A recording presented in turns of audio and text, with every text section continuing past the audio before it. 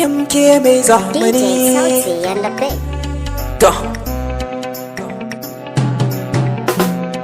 Abdul ayya ka zamo fasa taro, Abdul ayya kai ake sauraro, Abdul ayya ka saka musu tsoro, kaure da ku ake bukatar taro. Rabbana yake yi ba su so ka samu komai ba, ka ji jan zaki mai kama da kura ba, taimako da himma ba za su kai kamar kai ba.